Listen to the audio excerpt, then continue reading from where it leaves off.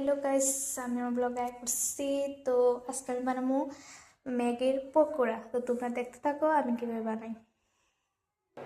তো গাইস, আমি এটা বয়েল করতে বয়ে দিছি। তো নেক্সট টাইম দেখাইতেছি। তো নেক্সট টাইম নিয়ে নেব 2টা পেঁয়াজ, একটা টমেটো আর একটা গার্লিক। দেন আমি সবটিরে কাটবো একদম নর্মাল সাইজে। তো আমার এগুলো চপ করা হয়ে গেছে। তো এটা ম্যাগিও সিদ্ধ করা হয়ে গেছে। তো এগুলো আমি এখন মিক্স করবো আর মশলা দেবো। আমি এখন অ্যাড করবো ম্যাগির মশলা, দেন অ্যাড করবো পরিমাণ মতো লবণ,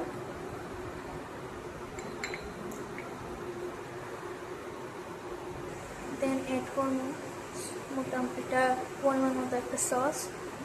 তো অ্যাড করবো পরিমাণ মতো গোলমরিচ,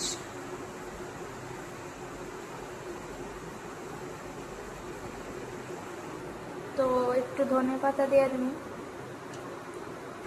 তো অ্যাড করে দেবো পরিমাণ মতো ময়দা। তো ভালো করে মেখে নিলাম। তো এইগুলোকে এখন তেলের মধ্যে ভেজে দেব। তো এটার মধ্যে একটু ম্যাগিও লাগাতে হবে, দেখাচ্ছি। তো এগুলোকে গোল গোল করে নিলাম। তো তারপর এখানে ম্যাগি এভাবে করে নিলাম।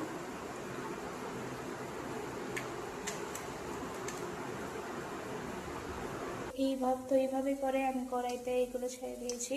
তারপর আস্তে আস্তে লাল হয়ে উঠে আসলে তুলে নিতে হবে। হয়ে গেল আমার স্ন্যাক্স রেডি। তো তোমরাও চাইলে বানাতে পারো। টাটা।